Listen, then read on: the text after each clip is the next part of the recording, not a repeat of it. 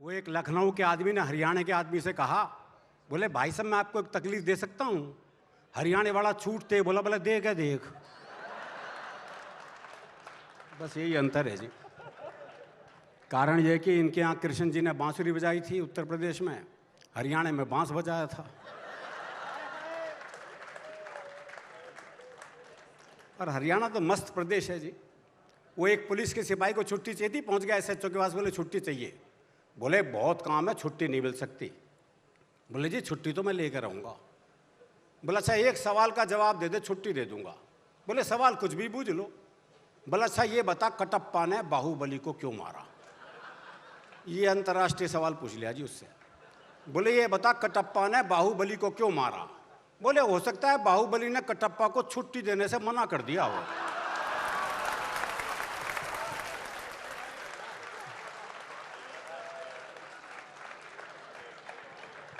वो एक और को छुट्टी चाहिए थी, पहुंच गया एसएचओ के पास, बोले छुट्टी चाहिए। बोले किस लिए चाहिए? बोले जी मेरी शादी है, अब इस पे तो कौन मना कराए। बोले अच्छा कितने दिन की चाहिए? बोले तो लुगाई देखने के बाद पता चलेगा।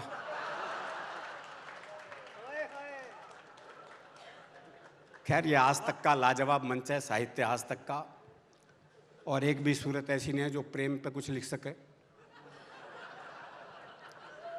और हरियाणा वालों से उम्मीद मत रखो, क्योंकि हमारे यहाँ तो प्रेम ब्याह के बाद होता है ना जी। ब्याह से पहले प्यार कर ले तो हम तो पेड़ पे ही लटके मिलते हैं। लेकिन हमारे यहाँ प्रेम में भोलापन बहुत है। वो प्रेमी ने प्रेमिका से कहा, अगर तू मेरी नहीं हुई ना तो मैं तुझे किसी की नहीं होने दूं। बोले सर तेरी हो जाऊंगी तो सबकी होने देगा?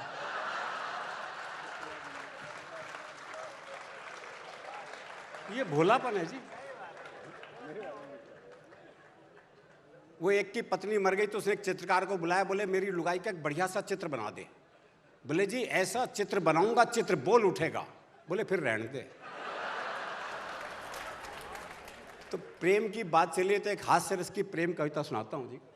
आप ये देखिए, मैंने सौंदर्य वर्णन स्वागत। सौंदर्य वर्णन पे ध्यान चाहूंगा आपका।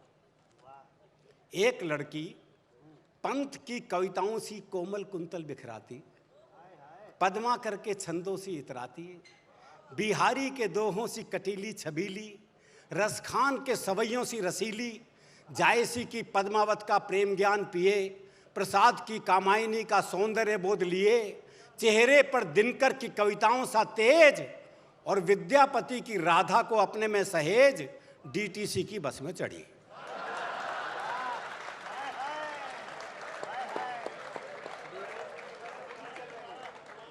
ये कह रहे हैं एक बार फिर से। आपको बताऊं, कुछ जगह रामलीलाओं में ऐसा होता है, पंडित जी मंच पे ही खड़े होते हैं, वो बताते रहते रावण तू ये कह, अंगद तू ये कह। तो रावण अंगद संवाद चल रहा था, पंडित जी ने अंगद से कहा, अंगद तू रावण से कह कि हे रावण तेने सीता का हरण करके ठीक नहीं किया। सीता माँ जगत जननी है, वो हम सबकी माँ हैं। राम साक्षात विष्णु के अवतार हैं, अभी भी समय है तू चेत जा और माँ सीता को वापस लौटा दे। अब इतना लंबा डायलॉग अंगद भूल गया। बोला हे रावण जैसे जैसे पंडित जी कह रहे हैं वैसा वैसा कर दे।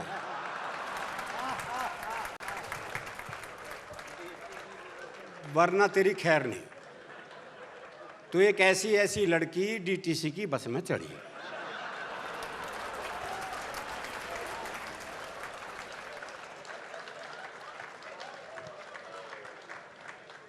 डीटीसी की बस में चढ़ी, अचानक ब्रेक लगी और एक लड़के की गोद में जा पड़ी।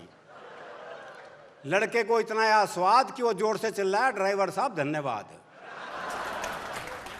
लड़की बोली फालतू मत चिल्लाओ, उधर को सर को, अजीब बेवकूफ है, तेरे ऊपर गिरी मैं और धन्यवाद ड्राइवर को। प्रेम के इतिहास में यहां से शुरू एक नई खुराफात। ये थी हमारे हीरो हीरोइन की पहली मुलाकात। दोनों के दिन थे खाने पीने के, और ऊपर से दोनों हरियाणा के। दोनों के नैन मिले, कमल के दो फूल से खिले। नैन मिलते ही मुंह खुले और बातचीत का सिलसिला निकल पड़ा। बस तो डिपो में खड़ी हो गई पर उनका प्रेम चल पड़ा। नए नए अनुराग में और जवानी की आग में एक दिन दोनों बैठे से गांव से दूर एक बाग में। लड़का बोला दिख है ये जो तेरी जोड़ सी गहरी गहरी आंख से ना। भाई बेचारे ने देखो नदी वदी देखी नहीं, हरियाणा में तो जोड़ ही हुआ है। जहां भैंसें नहाती हैं। ये जो तेरी झोड़ सी गहरी गहरी आंख है ना, जी करे से मैं डूब जाऊं, पर मैं क्या करूं, मैंने तो बापू से पहले ही कही थी मैंने तैरना मत सिखाऊं। तैरना तो एक बलास है, तेरी आंख देख के पता चला डूबना भी एक कलास है। तेरी आंख देख के पता चला डूबना भी एक कलास है। मावस की रात जिसे तेरे गाल और पूर्णमासी की चांदनी बिखेरते तेरे बाल। लड़की बोली रे क्यों आकाश से पांव धर रहा है, बाल की जगह गाल और गाल की जगह बाल कर रहा है। लड़का बोला रे के करा, तेरी सुंदरता देख के इतना फूल गया कि उपमाओं का क्रम ही भूल गया। खैर हुक्के की चिलम में धरे जलते अंगारे से होंठ, हुक्के की चिलम में धरे जलते अंगारे से होंठ, बोले तो विस्फोट, ना बोले तो कालजे में चोट। लड़की बोली रहे इन बातों में तो कोई भी खो सके से, इतना मीठा मत बोल मेरे सुगर भी हो सके से। और कवियों के प्रेमी प्रेमिका बैठते होंगे सागर किनारे रेत में, हमारे तो हरियाणा के थे इसलिए बैठे थे गन्ने के खेत में। प्रेमी बोला आज तो जी करे से मैं भी थोड़ा झूम लूं, तू हाँ भरे तो तने चूम लूं। उसने यही सवाल पूछा 8-10 बार पर बेकार।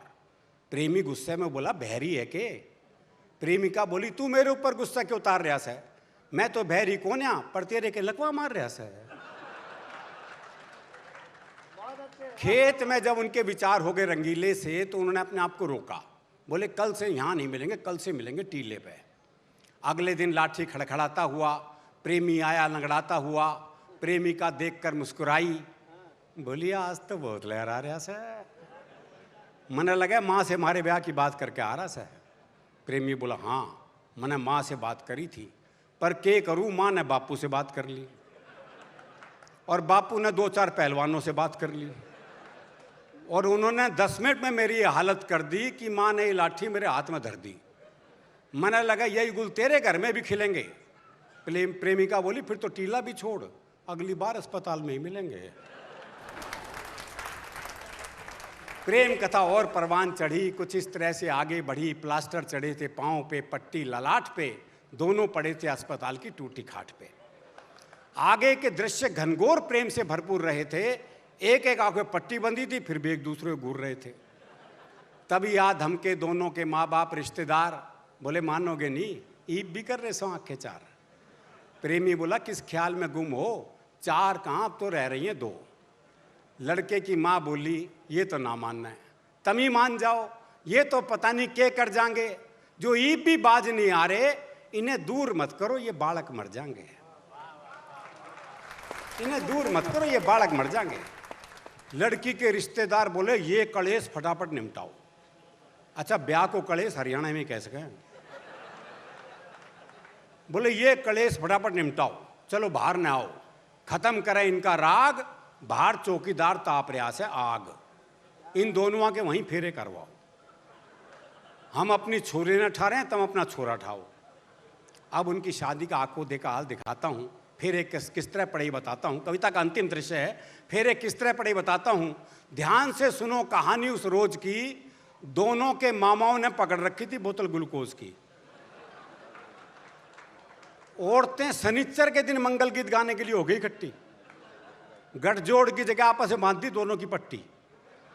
चौकीदार दूर खड़ा ठंड से कांपता हुआ बड़बड़ा रहा था और एक रिश्तेदार बड़बड़ाहट के बीच बीच में स्वाहा बोलता जा रहा था। दूल्हा दुल्हन भी बिल्कुल नहीं शर्माए, दोनों एक एक टांग से फेरे ले रहे थे, इसलिए 7 की जगह 14 चक्कर लगाए। इस तरह दोनों को जिंदगी भर की जेल हो गई और ये प्रेम कहानी भी अन्य प्रेम कहानियों की तरह फेल हो गई और ये प्रेम कहानी भी अन्य प्रेम कहानियों की तरह। बहुत बहुत शुक्रिया। वाह वाह वाह वाह वाह, बहुत धन्यवाद, बहुत धन्यवाद, बहुत धन्यवाद।